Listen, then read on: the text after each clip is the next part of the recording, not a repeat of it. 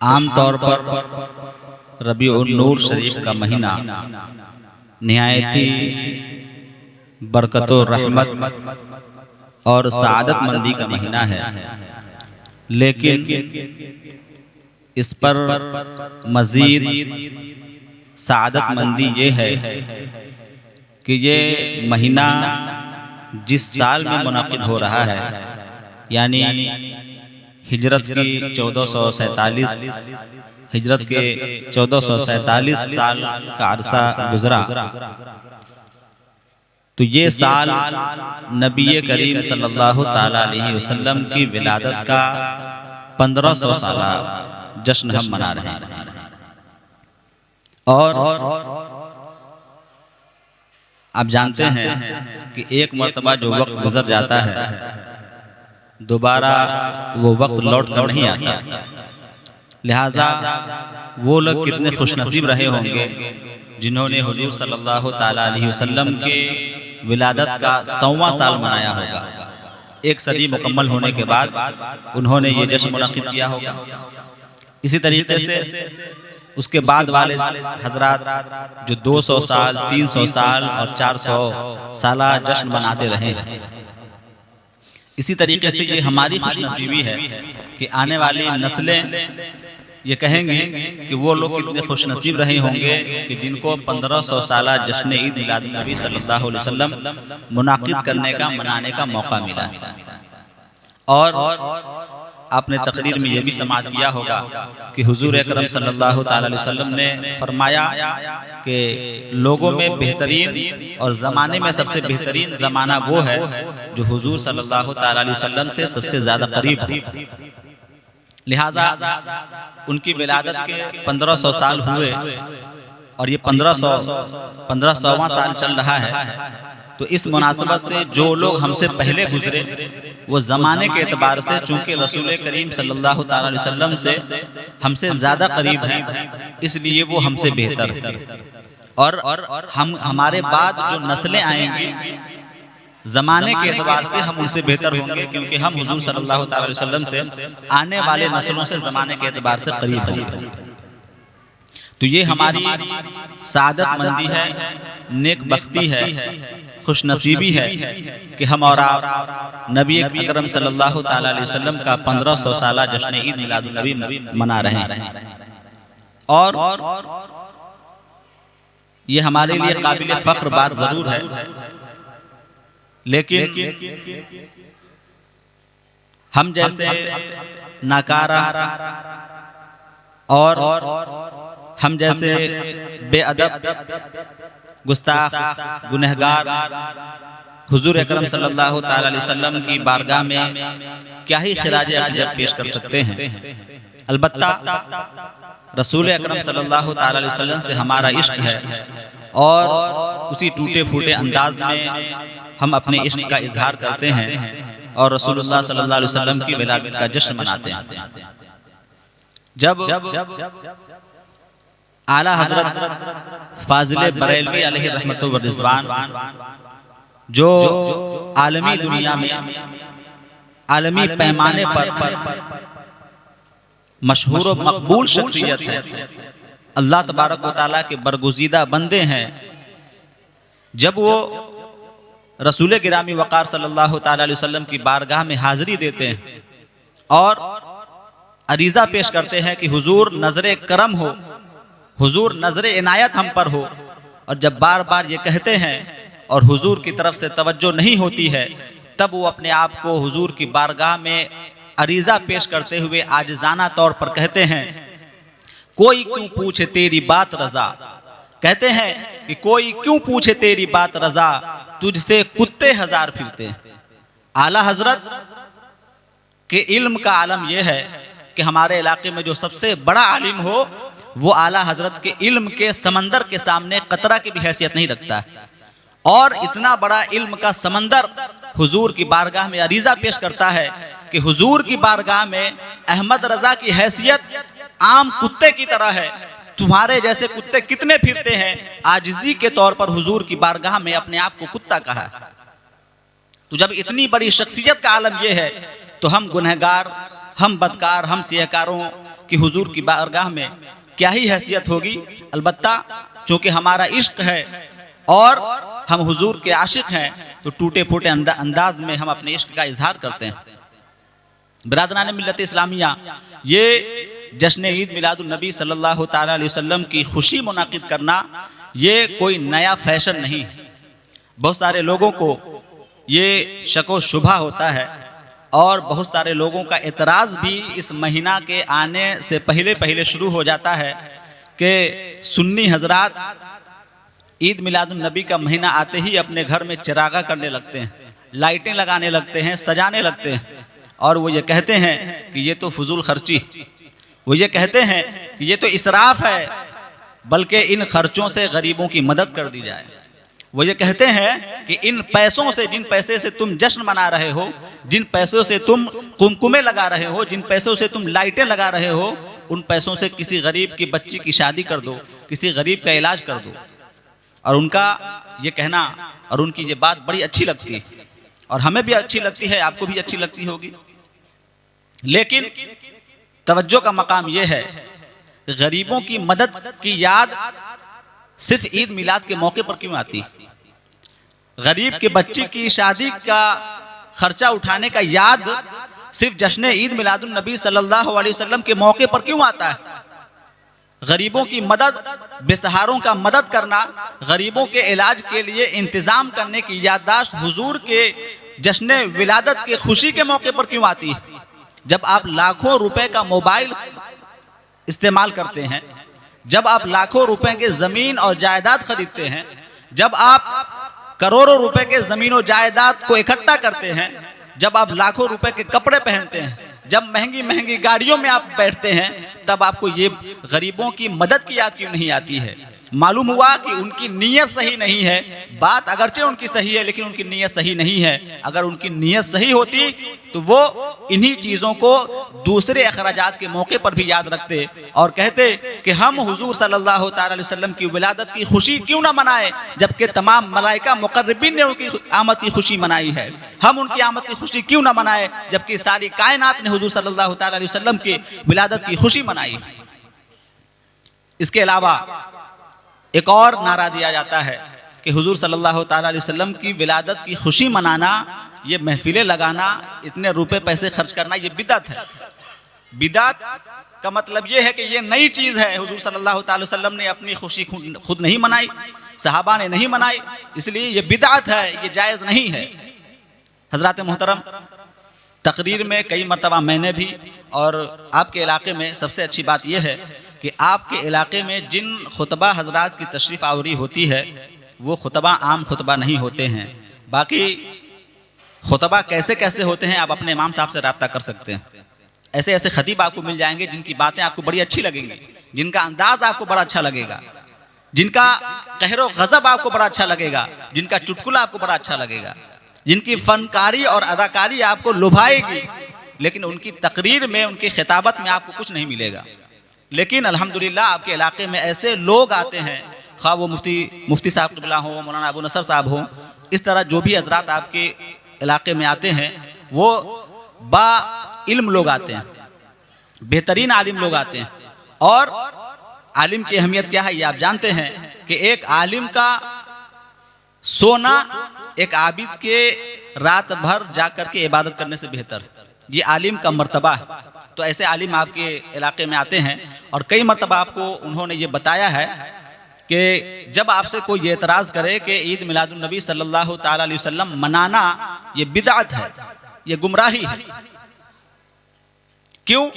इसलिए बिदअत कहते हैं क्योंकि कुरान में ईद मिलादुन नबी मनाने का हुक्म नहीं दिया गया, कुरान में जश्न विलादत का जुलूस निकालने का हुक्म नहीं दिया गया, जुलूसे मुहम्मदी मुनाकिद करने का हुक्म नहीं दिया गया, लिहाजा ये चीज़ें बिदअत है। आप भी कहेंगे कि बड़ी अच्छी बात है, अगर कुरान में और हदीस में साफ तौर पर नहीं लिखा हुआ है तो हम मना क्यों रहे? तो इसका सबसे सादा जवाब ये है कि इस्लाम में किसी भी चीज़ के लिए जायज़ो हलाल होने के लिए कुरान और हदीस में लिखा होना ज़रूरी नहीं है। मिसाल के तौर पर आपने अपने नाम से 10 कट्ठा ज़मीन खरीदा 5 करोड़ रुपया का, क्या कुरान और हदीस में कहीं लिखा हुआ है?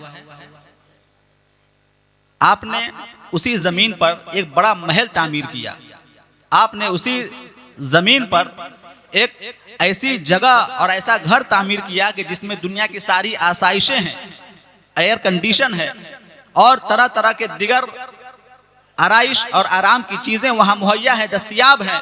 तो अब बताएं कि क्या हुजूर सल्लल्लाहु ताला अलैहि वसल्लम के ज़माने में ये चीज़ें थी? क्या हुजूर के ज़माने में एयर कंडीशन था? हुजूर के ज़माने में ये लाइटें, ये कुमकुमें थी? क्या हुजूर सल्लल्लाहु ताला अलैहि वसल्लम के ज़माने में ये चीज़ें मुनाकिद की गई थी? या क्या इन चीज़ों का हुक्म कुरान और हदीस में दिया गया है? तो इसका क्या मतलब है कि हम जो ज़मीन खरीद रहे हैं वो भी बिदअत है, हम जो घर बना रहे हैं वो भी बिदअत है। क्या हुजूर सल्लल्लाहु ताला अलैहि वसल्लम के ज़माने में मस्जिद की तामीर ऐसी होती थी जैसी हमारे ज़माने में हो रही? आपके इलाके में, आपके गांव में जो मस्जिद है, क्या उस मस्जिद की तरह हुजूर सल्लल्लाहु अलैहि वसल्लम के ज़माने में कोई मस्जिद बनाई गई थी? आपके मस्जिद के अंदर लाइट लगी हुई है, पंखे लगे हुए हैं, एयर कंडीशन AC लगा हुआ है। क्या हुजूर सल्लल्लाहु ताला अलैहि वसल्लम के ज़माने में ये चीज़ें थी? नहीं थी। तो जब हुजूर के ज़माने में नहीं थी, इसका मतलब ये है कि ये बिदअत है। या फिर क्या इन चीज़ों का हुक्म कुरान और हदीस में दिया गया कि तुम ऐसी ऐसी मस्जिद तामीर करो और उसमें एयर कंडीशन लगा?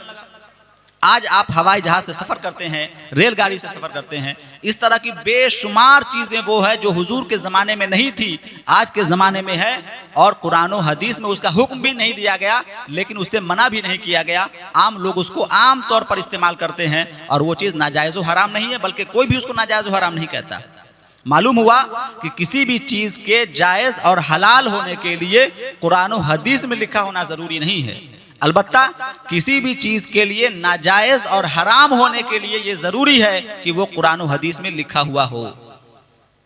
अब जो लोग ईद मिलादुन नबी को नाजायज़ कह रहे हैं, तो अब वो ये दिखाएं कि कुरान और हदीस में कहाँ ईद मिलादुन नबी सल्लल्लाहु ताला अलैहि वसल्लम के मनाने से मना किया गया। वो कुरान और हदीस से ये साबित करे कि कहाँ जुलूसे मोहम्मदी के इनेकाद से मना किया गया। बल्कि सहाबा कराम के जब हुजूर सल्लल्लाहु ताला अलैहि वसल्लम की तशरीफ़ आवरी हुई, किताबों में आता है कि हुजूर के विलादत से कब्ल ही, आप जानते हैं कि हुजूर सल्लल्लाहु ताला अलैहि वसल्लम सबसे पहले नबी हैं और सबसे आखिरी नबी भी हैं। जब दुनिया की कोई चीज़ नहीं थी, उस वक्त हुजूर सल्लल्लाहु ताला अलैहि वसल्लम के नूर को अल्लाह तबारक व तआला ने पैदा फरमाया। जब इन चीज़ों को पैदा फरमाया गया, हुजूर सल्लल्लाहु अलैहि वसल्लम को नूर को पैदा फरमाया, उस नूर से पूरी दुनिया की तख्लीक हुई। और फिर आखिरी में ज़ाहिरी तौर पर हुजूर सल्लल्लाहु अलैहि वसल्लम को आखिरी नबी बना करके अल्लाह तबारक व तआला ने इस खाकदाने गीती पर भेजा। और जब आपकी विलादत हुई तो उस विलादत के मौके पर किताबों में आता है कि ऐसे ऐसे खरके आदात वाक़यात पेश आए कि दुनिया ने उससे पहले कभी नहीं देखा। ये तमाम चीज़ें किताबों में आई है कि हुजूर सल्लल्लाहु अलैहि वसल्लम की विलादत की खुशी में फरिश्तों ने खुशियाँ मनाई, कायनात के जर्रे जर्रे ने खुशियाँ मनाई है। अगरचे उन खुशियों का इजहार उन चीज़ों, उन लोगों के दिलों में न हुआ जिनके दिल में बुग़्ज़े मोहम्मदी था, जिनके दिल में नबी करीम सल्लल्लाहु अलैहि वसल्लम के लिए हसद थी। तो इसलिए आज भी ज़िक्र विलादत वो लोग करते हैं जो हुजूर सल्लल्लाहु ताला अलैहि वसल्लम से सच्ची मोहब्बत करते हैं। और जिसको हुजूर से मोहब्बत ही ना हो, वो हुजूर की आमद का जश्न क्यों मनाए? वो हुजूर सल्लल्लाहु ताला अलैहि वसल्लम की विलादत की खुशी क्यों मनाए? आपके घर में जब कोई बच्चा पैदा होता है, 1 साल का जब हो जाता है, तो आप बर्थडे मनाते हैं। क्यों? इसलिए कि 1 साल पहले हमारे घर में एक नेमत की शक्ल में हमारा बच्चा पैदा हुआ था। बच्चे की शक्ल में अल्लाह तबारक व तआला ने हमें एक नेमत अता फरमाई है।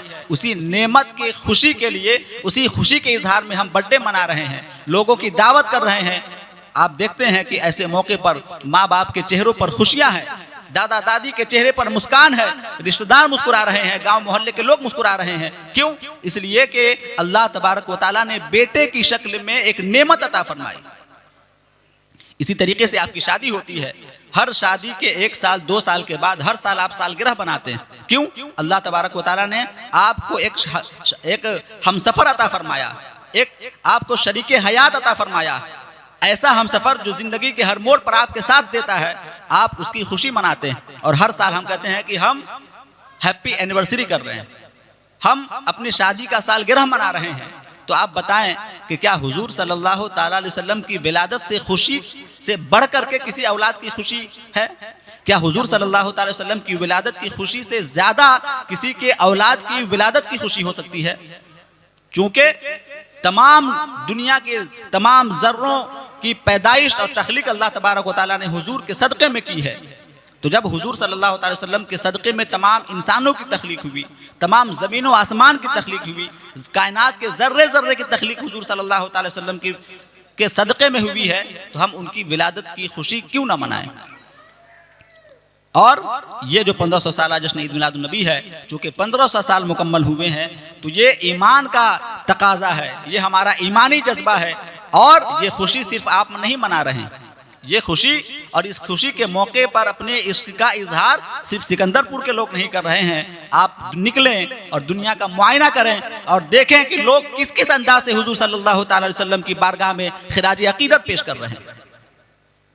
आप सोशल मीडिया का इस्तेमाल करते हैं, सोशल मीडिया के ज़रिए, न्यूज़ के ज़रिए, अखबारों के ज़रिए, रसाइल के ज़रिए और मज़ामीन के ज़रिए आप देखें कि दुनिया में क्या क्या चल रहा है। और लोग जो हुजूर सल्लल्लाहु अलैहि वसल्लम से सच्ची मोहब्बत रखते हैं, वो किस किस अंदाज में हुजूर सल्लल्लाहु अलैहि वसल्लम की बारगाह में खिराज अकीदत पेश कर रहे हैं। किसी तंजीम ने यह ऐलान किया कि हम हुजूर सल्लल्लाहु अलैहि वसल्लम के 1500 साला जश्न ईद मिलादुन नबी के मौके पर 15 करोड़ दुरूद शरीफ पढ़ने का अहद करते हैं। और उन्होंने लोगों से ऐलान किया कि आप दुरूद शरीफ पढ़ें और हमें बता दें कि हमने इतना इतना पढ़ा है। बाज़ लोगों ने, बाज़ तंजीमों ने यह ऐलान किया है कि हम 1500 साला जश्न ईद मिलादुन नबी के मौके पर यह ऐलान करते हैं कि हुजूर सल्लल्लाहु अलैहि वसल्लम की 1500 साला जश्न विलादत की खुशी में हम इतने इतने कॉलेजेस और स्कूल की बुनियाद डालने जा रहे हैं। यह है हुजूर सल्लल्लाहु अलैहि वसल्लम से इश्क और यह है मोहब्बत का इजहार। आप किताबों का मुताला करेंगे तो आपको मालूम होगा कि हुजूर सल्लल्लाहु अलैहि वसल्लम के ज़माने से लेकर के आज तक, सहाबा के ज़माने में, ताबईन, तबे ताबईन के ज़माने में, अइम्मा मुज्तहिदीन के ज़माने में, असलाफ के ज़माने में, बुजुर्गान दीन के ज़माने से लेकर के आज तक तमाम मुसलमान जो अहले सुन्नत वल जमात हैं, वो हुजूर सल्लल्लाहु अलैहि वसल्लम की विलादत की खुशी मनाते हैं। और ये खुशी यूं ही नहीं मनाते, जब वो जश्न ईद मिलादुन नबी मना रहे हैं, उनको कोई फ़ायदा समझ में आ रहा होगा तभी तो मना रहे हैं। शेख अब्दुल हक मुहद्दिस देहलवी रहमतुल्लाह अलैह कहते हैं कि हुजूर सल्लल्लाहु अलैहि वसल्लम के ज़माने में उस वक्त से लेकर के आज तक मुसलमान हुजूर सल्लल्लाहु अलैहि वसल्लम की विलादत की खुशी में शबे नूर में रातों को अतिया करते हैं, सदक़ात करते हैं और लोगों को तकसीम करते हैं, बांटते हैं और हुजूर सल्लल्लाहु अलैहि वसल्लम की विलादत की खुशी मनाते हैं। आपने अबू लहब का वाक़या सुना होगा, आपने अपने खतीब व इमाम से अबू लहब के ताल्लुक़ से कुछ बातें समाज की हैं। आप जानते हैं कि अबू लहब हुजूर सल्लल्लाहु अलैहि वसल्लम के 12 चचा में से एक चचा है, लेकिन अल्लाह तबारक व तआला ने कुरान मुक़द्दस में फरमाया सुम्मुन बुकमुन उम्युन फहुम ला यरजिऊन, और फिर फरमाया इन्नल लज़ीना कफ़रू सवाउन अलैहिम अअंज़रतहुम अम लम तुनज़िरहुम ला युमिनून। कहा कि जो लोग कुफ्र कर चुके हैं, जिन्होंने कुफ्र किया है, तुम उन्हें डर सुनाओ या ना सुनाओ, उनके लिए बराबर है, वो ईमान नहीं लाएंगे। फरमाया सुम्मुन बुकमुन उम्युन फहुम ला यरजिऊन, वो गूंगे हैं, वो अंधे हैं, वो बहरे हैं। तो गूंगे अंधे बहरे हैं हक सुनने से, वो गूंगे हैं हक बोलने से, वो गूंगे हैं हक देखने से। इसीलिए हुजूर सल्लल्लाहु अलैहि वसल्लम का ज़माना उन्होंने देखा और ईमान की दौलत उनके दिल तक दस्तक न दे सकी। लेकिन जब अबू लहब की वफात हुई, जब वो मर गया, तो एक साहब ने ख्वाब में देखा और कहा कि अबू लहब क्या हाल है? कहा कि सख्त अजाब में मुब्तला हूं, लेकिन दोशंबा के दिन, पीर के दिन मुझे कुछ मेरे अजाब में कुछ तखफीफ हो जाती है, कुछ राहत मिल जाती है।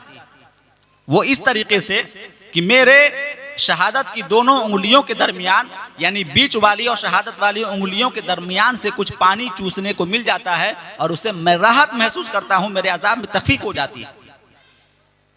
वजह दरियाफ्त की गई तो मालूम हुआ, उसने कहा कि चूंकि दोशंबा के रोज मोहम्मद बिन अब्दुल्ला की विलादत हुई थी और मैंने उस विलादत की खुशी में अपनी बांदी सौबिया को अपनी इन्हीं दोनों उंगलियों के इशारे से आज़ाद कर दिया था और कहा था कि मैंने अपने भतीजे की विलादत की खुशी में तुझे आज़ाद कर दिया है। उसी आज़ादी के सिले में अल्लाह तबारक व तआला ने मुझ पर यह इनायत की है कि दोशंबा के रोज़ मुझे आज़ादी की वजह से, आज़ाद करने की वजह से उंगलियों के दरमियान से पानी चूसने को मिल जाता है, जिससे मैं राहत महसूस करता हूँ।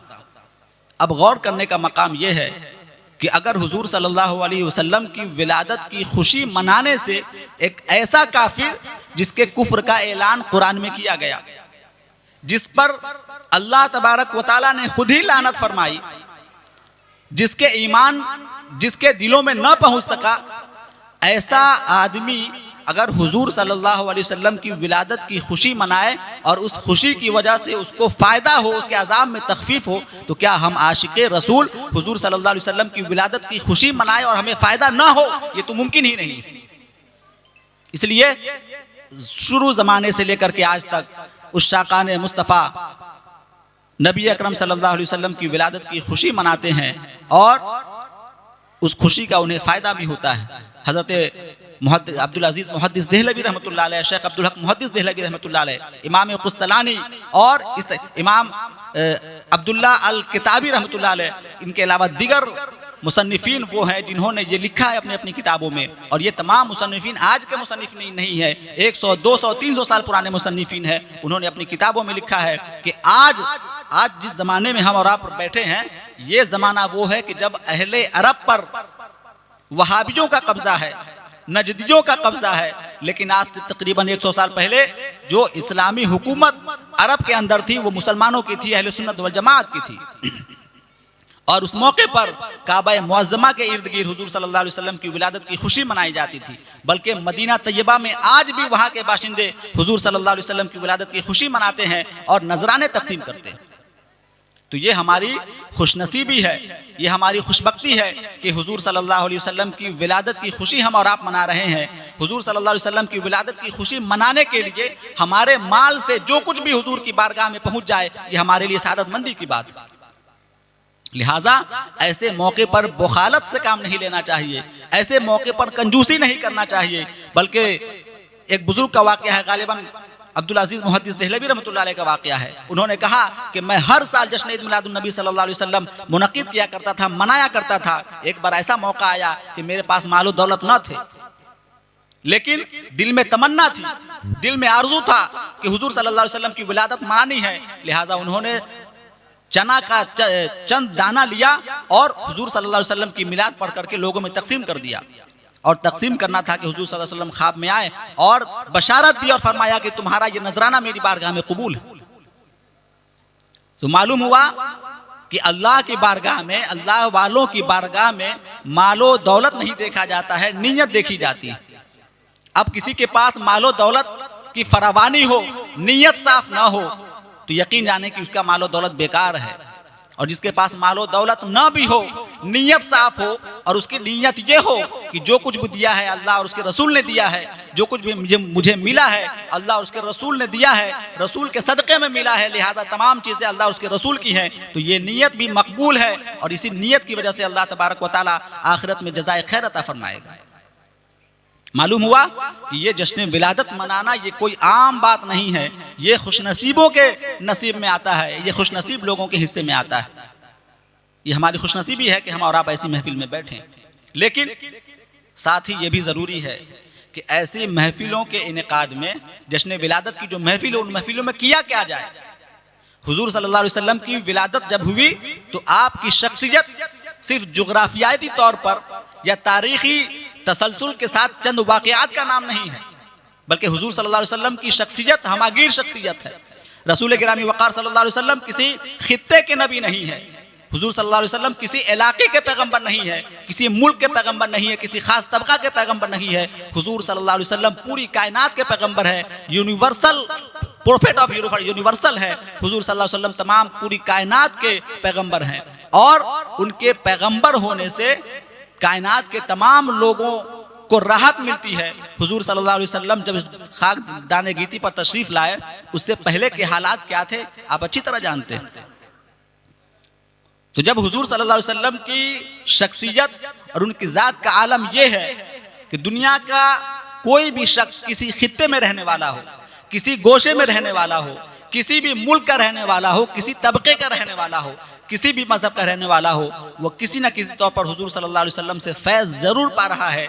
ये बात अगर समझ में आ जाए तो ये बात हम पर लाजिम हो जाती है कि हम हुजूर सल्लल्लाहु अलैहि वसल्लम की सीरत को आम करने की कोशिश करें। जब भी जश्न विलादत हो, विलादत के मौके पर हमारे असलाफ बुजुर्गाने दिन क्या किया करते थे? वो ऐसी महफिलों का इनेकाद करते थे और महफिल मुनाकिद करने के बाद हुजूर सल्लल्लाहु अलैहि वसल्लम के फ़ज़ाइल व कमालात बयान किए जाते थे। हुजूर सल्लल्लाहु अलैहि वसल्लम के नूर के बारे में बताया जाता था। हुजूर सल्लल्लाहु अलैहि वसल्लम की विलादत के मौके पर जो खर्के आदात वाक़यात पेश आए, उन वाक़यात के बारे में बताया जाता था। और हुजूर सल्लल्लाहु अलैहि वसल्लम के ज़माने से पहले ज़माने में नूर मोहम्मदी का हाल क्या था, इन तमाम चीज़ों को बयान किया जाता था। असलाफ़े किराम ये भी फरमाते हैं कि ऐसे मौके पर हुजूर सल्लल्लाहु अलैहि वसल्लम की विलादत की खुशी पर जो वाक़यात पेश आए, उन वाक़यात को भी बयान किया जाए और इन वाक़यात को सिर्फ वाक़यात के तनाजुर में बयान न किया जाए, कुरान और हदीस के तनाजुर में बयान किया जाए और हुजूर सल्लल्लाहु अलैहि वसल्लम की सीरत को आम से आम करने की कोशिश की जाए।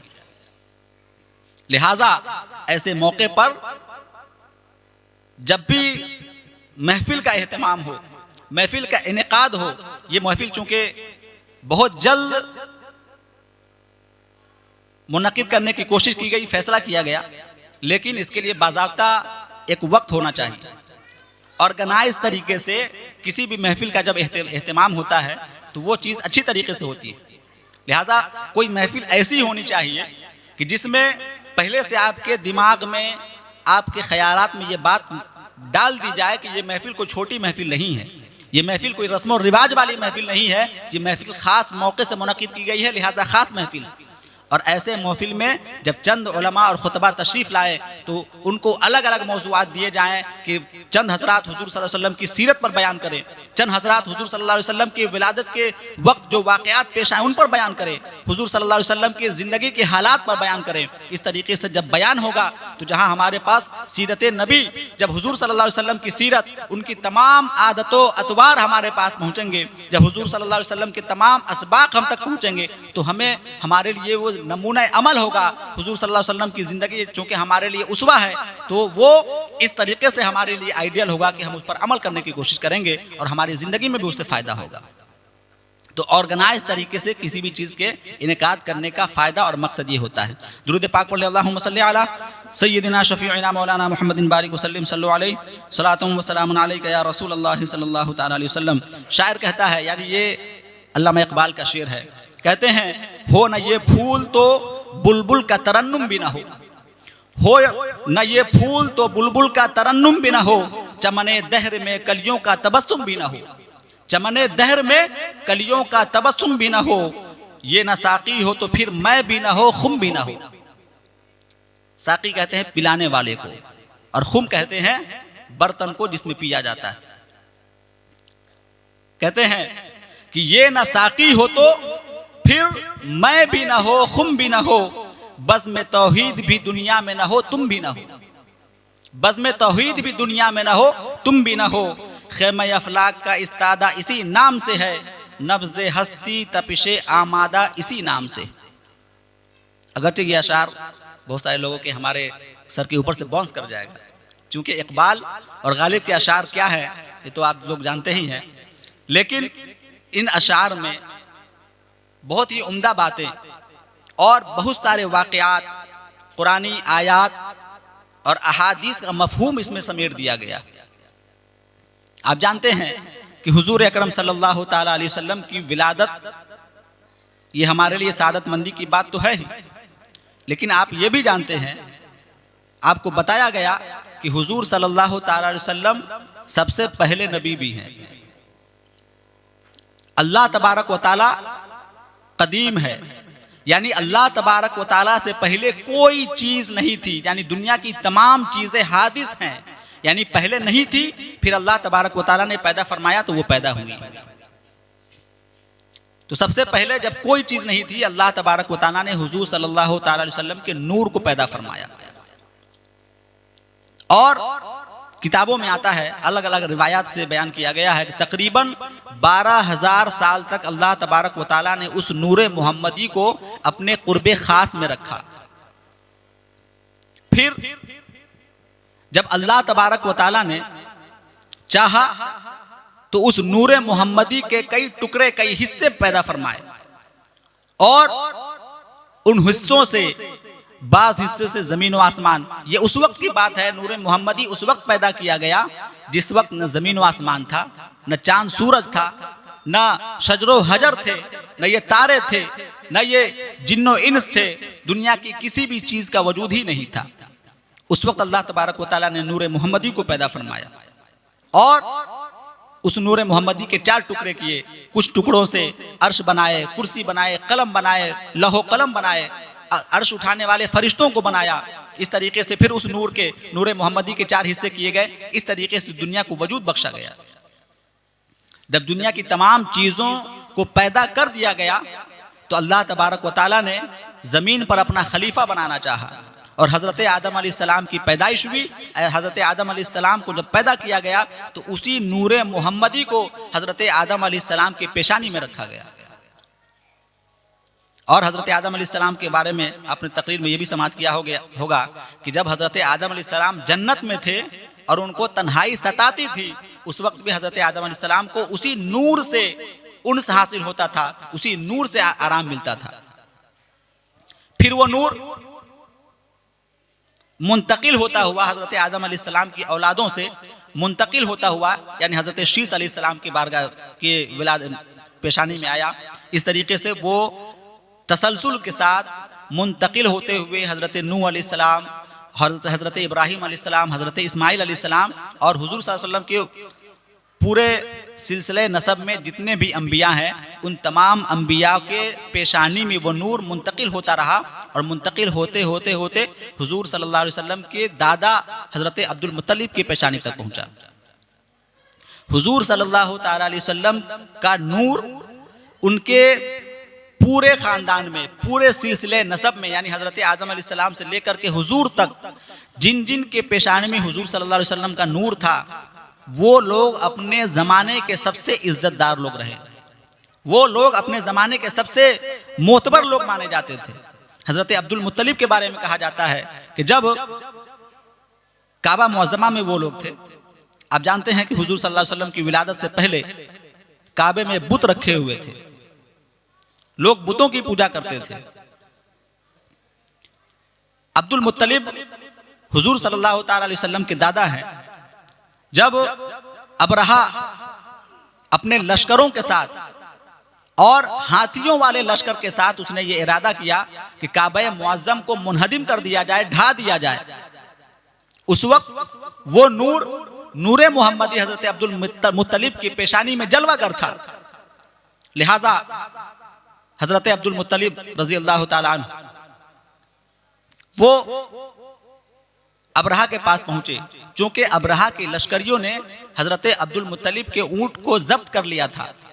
जब वो अबरहा के पास पहुंचे तो अबरहा उस नूरे मोहम्मदी की हैबत की वजह से उसके दिल में हजरत अब्दुल मुत्तलिब के लिए इज्जत बढ़ गई और वो अपनी जगह से, अपने मसन से खड़ा हो गया।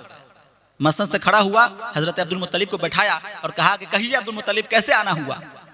कहा कि आपके लश्करियों ने मेरा ऊंट जब्त कर लिया है, मुझे वापस कर दिया जाए। उसने कहा, अबरहा ने, कि तुम्हारी इज्जत और अजमत मेरे दिल में इस तरह जागुजी हो चुकी थी कि अगर तुम काबा मुअज़्ज़म को मुनहदिम न करने की बात करते, अगर ये कहते कि काबा को मुनहदिम न करो, काबे को न ढाओ, छोड़ दो, तो मैं तुम्हारी बात मान लेता। लेकिन तुम तो अपने ऊंट मांगने आए हो। हजरत अब्दुल मुत्तलिब ने कहा कि ये ऊंट मेरा है, मैं ही इसका मालिक हूँ। काबा का मालिक जो है वही काबे की हिफाजत फरमाएगा।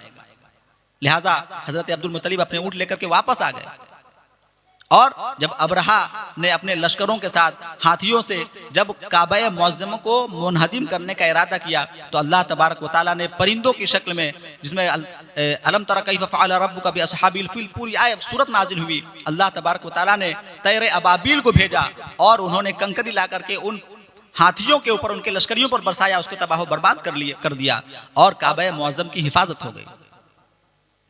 यानी कहने का मकसद यह है कि नूरे मोहम्मदी सल्लल्लाहु अलैहि वसल्लम हुजूर के सिलसिले में, उनके खानदान में जितने लोगों के पास था वो अपने जमाने के मुअज़्ज़म और मुहज़्ज़ब लोग थे।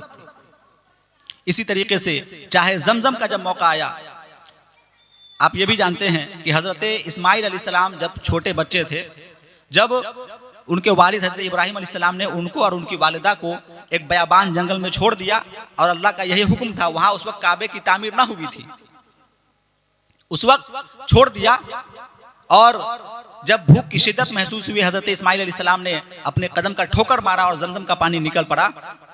जमजम का एक ज़माने तक वो कुआं बाकी था, लेकिन ज़माना जब गुजरता गया तो वो कुआं पट गया, कुआं दिखाई न देता था, मालूम न होता था कि वो कुआं कहाँ है। हज़रत अब्दुल मुत्तलिब ने ख्वाब में देखा, कुएं की जगह की निशानदेही की और चाहा, इरादा किया कि इस कुएं को खोद करके फिर से जमजम का पानी निकाला जाए, लेकिन कुरैश इससे माने हुए, कुरैश ने मना किया और नौबत जंग तक किया गया। लेकिन हज़रत अब्दुल मुत्तलिब के पास एक ही बेटा था, लेकिन वो अपने उसी बेटे के साथ लड़े, कामयाब हुए, और चाहे जमजम की खुदाई भी हो गई, जमजम को दस्तयाब भी कर लिया गया। उस वक्त हज़रत अब्दुल मुत्तलिब के दिल में ये ख्याल पैदा हुआ कि काश मेरे अगर ज़्यादा बेटे होते तो ये जो आज मुझे शिद्दत महसूस हुई है, लोगों ने तादाद का जो मुझे ताना दिया है, ये ना होता। लिहाजा अल्लाह तबारक व तआला की बारगाह में दुआ की है कि अगर मेरे 10 बेटे हों तो उन 10 बेटों में से एक बेटे को अल्लाह की बारगाह में कुर्बान कर दूंगा। लिहाजा उनकी दुआ कबूल हुई, अल्लाह तबारक व तआला ने उन्हें 10 बेटे अता फरमाए। जब बेटे की कुर्बानी की बारी आई तो अब किस बेटे की कुर्बानी पेश की जाए, लिहाजा कुरा अंदाजी की गई, नाम लिख करके बंद करके उसको डाला गया और कुरा निकाला गया। तो नाम लिखना हज़रत अब्दुल्ला का, जो हुजूर सल्लल्लाहु अलैहि वसल्लम के वालिद गिरामी, उनका नाम निकला। लेकिन वो अपने तमाम भाइयों में सबसे ज़्यादा खूबसूरत थे, और आपने पहले सुन लिया कि हुजूर सल्लल्लाहु अलैहि वसल्लम का नूर जिसके पेशानी में था वो इस तरह मुहज़्ज़ब और मुअज़्ज़म था कि लोगों के दिल में उसकी मोहब्बत बस जाती थी। जब हज़रत अब्दुल्ला का नाम निकला और उनकी कुर्बानी की बारी आई तो बाज़ लोगों ने, कुरैश के लोगों ने इससे मना किया कि नहीं, इसे हम कुर्बान नहीं करने देंगे, क्योंकि वो सबसे ज़्यादा खूबसूरत थे। अब एक काहिना के पास, जो कि सितारों को देख करके खबरें देता है, उसके पास ये बात पहुंची कि ऐसा ऐसा मामला है, क्या किया जाए। उसने कहा कि आप एक तरफ हज़रत अब्दुल्ला का नाम लिखिए और दूसरे तरफ 10 ऊँटों का नाम लिखिए और कुरा अंदाजी कीजिए। अगर ऊँट का नाम निकल गया तो ठीक है, ऊँट की कुर्बानी पेश की जाएगी, और जब हज़रत अब्दुल्ला का नाम निकले तो फिर 10 ऊँट का और इजाफा किया जाए, फिर से कुरा अंदाजी किया जाए। इस तरीके से कुरा अंदाजी करती गई, और जब 100 ऊँट की गिनती पूरी हुई तो 100 ऊँटों का कुरा में नाम निकला, और 100 ऊँटों की कुर्बानी दे करके इस नज़र को पूरा कर लिया गया, और हज़रत अब्दुल्ला बाहिफाजत रहे। इसीलिए हुजूर सल्लल्लाहु अलैहि वसल्लम की एक हदीस भी है, आपने फरमाया कि मैं 2 ज़बीहों का बेटा हूँ, एक ज़बी से मुराद हज़रत इस्माइल अलैहिस्सलाम है और एक ज़बी से मुराद हज़रत अब्दुल्ला बिन अब्दुल मुत्तलिब। तो इस तरीके से हुजूर सल्लल्लाहु ताला अलैहि वसल्लम की का नूर जिन लोगों के भी पेशानी में था, वो अपने ज़माने के मुअज़्ज़ब और बावक़ार लोगों में रहे। उनकी मोहब्बत लोगों के दिल में सिर्फ देख करके ही बस जाती थी। फिर जब हुजूर सल्लल्लाहु अलैहि वसल्लम की विलादत की खुशी, जब विलादत हुई हुजूर सल्लल्लाहु ताला अलैहि वसल्लम की, तो ऐसे ऐसे वाक़यात पेश आए कि ज़माने ने उससे पहले ये वाक़यात नहीं देखे थे। बयान किया जाता है कि जब हुजूर सल्लल्लाहु अलैहि वसल्लम की विलादत हुई तो काबा मुअज़्ज़मा हज़रत आमिना के घर की तरफ झुक गया। ऐसा लगता था कि वो हज़रत आमिना के घर का सजदा कर रहा है, उनकी तरफ रुकू कर रहा है। जब हुजूर सल्लल्लाहु अलैहि वसल्लम की विलादत हुई, ऐसे ही मौके पर बेआईन ही उसी मौके पर लोगों ने देखा कि बड़े बड़े महलों में कि जहाँ अल्लाह तबारक व तआला की वहदानियत की खबर नहीं पहुँची थी, या अल्लाह तबारक व तआला की वहदानियत के लोग इकरार करने वाले नहीं थे, उनके कुंगरे गिर गए। कहा जाता है कि ऐसा जो आग का एक भंडार तैयार किया गया था जो 1000 सालों से नहीं बुझा था, जब हुजूर सल्लल्लाहु अलैहि वसल्लम की विलादत हुई तो वो आग बुझ गई। वो आग इसलिए जलाई गई थी, लोग उस आग की पूजा करते थे। 1000 सालों तक लोग ये मानते थे कि अगर आग बुझ गई तो हमारा माबूद नाराज हो गया। 1000 साल तक वो आग नहीं बुझी थी, और जब हुजूर सल्लल्लाहु अलैहि वसल्लम की विलादत हुई तो उस विलादत के मौके पर 1000 साल से जलती हुई वो आग बुझ गई। इससे मालूम हुआ कि जिसकी विलादत हुई है, विलादत वाला कोई आम इंसान नहीं है, वो ऐसा है जो अल्लाह तबारक व तआला की वहदानियत का ऐलान करने वाला है, बाकी माबूदाने बातला को तोड़ मरोड़ कर रख देने वाला है, माबूदाने बातला को तजलील करने वाला है, उनको इस दुनिया से हटाने वाला है। इसी तरीके से बेशुमार वाक़यात पेश आए। हज़रत आमिना रज़ी अल्लाह ताला अन्हा जब हमल से हुई, यानी हज़रत अब्दुल्ला के पेशानी में वो नूर था और उनके सुल्ब अथर से होते हुए जब हज़रत आमना रज़ी अल्लाह ताला अन्हो के शिकम मुक़द्दस में जब वो नूर पहुंचा तो हज़रत आमना जो वाक़यात बयान करती हैं वो कहती है कि मेरे ज़िंदगी के हालात बदल गए। ऐसे ऐसे हालात आ जाते थे, अचानक मेरे बदन से खुशबू फूटने लगती थी। मैं जब घर में होती थी तो अचानक वो घर रोशन हो जाता था। हज़रत आमिना रज़ी अल्लाह ताला अन्हा कहती हैं कि जब हुजूर सल्लल्लाहु अलैहि वसल्लम हमारे पेट में थे, जब 2 महीने के थे, तो हमें एक बुजुर्ग साहब जो हमारे ख्वाब में आए तशरीफ लाए और कहा कि तुम्हारे पेट में जो है वो कोई आम इंसान नहीं है, बल्कि पूरी दुनिया की, पूरी कायनात का सरदार और सरकार बनने वाला है। इसी तरीके से बेशुमार वाक़यात हुजूर सल्लल्लाहु अलैहि वसल्लम की विलादत के मौके से मुनक़िद हुए। आपने ये भी समात किया कि हुजूर सल्लल्लाहु अलैहि वसल्लम जब पैदा हुए, जब हज़रत हलीमा आपको लेकर के गए, तो जब हज़रत हलीमा की जो सवारी, जो ऊँटनी बहुत कमज़ोर निहायत ही नातवा थी, नहीं वो कमज़ोर थी, लागर थी, चल नहीं सकती थी, जब हुजूर सल्लल्लाहु अलैहि वसल्लम जब सवार हुए तो वो ऊँटनी इस कदर तेज़ रफ्तारी से चलने लगी कि अपने काफिले में सबसे आगे बढ़ गए। इस तरह के बेशुमार वाक़यात हुजूर सल्लल्लाहु अलैहि वसल्लम की विलादत के मौके पर रोनुमा हुए। तो ये वाक़यात वो थे जो हुजूर सल्लल्लाहु अलैहि वसल्लम की विलादत के खुशी पर मुनक़िद वक़ू पज़ीर हुए। वक्त काफ़ी हो चुका है। मेरे बाद आपको हज़रत अल्लामा मौलाना अब्दुल शहीद अनवर मिसबाही सदरुल मुदर्रिसीन मदरसा फैज़ान हुसैन, उनसे आपको एक नहायत ही बावक़ार ख़िताब समात करना है और मुझसे तो आप ख़िताब समात करते ही रहते हैं। इसलिए मैंने कहा कि मुनज़्ज़म तरीके से जब कोई चीज़ होती है टॉपिक के साथ, तो बोलने वाले को भी आसानी होती है और आप तक पूरी बात मुकम्मल तौर से पहुँच सकती है।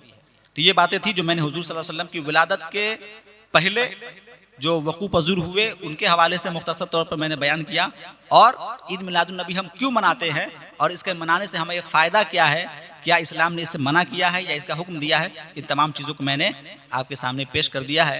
यकीन है और उम्मीद है कि आपके फ़हाम हमने कर दिया है, यानी आप ये तमाम चीज़ों को समझ गए होंगे।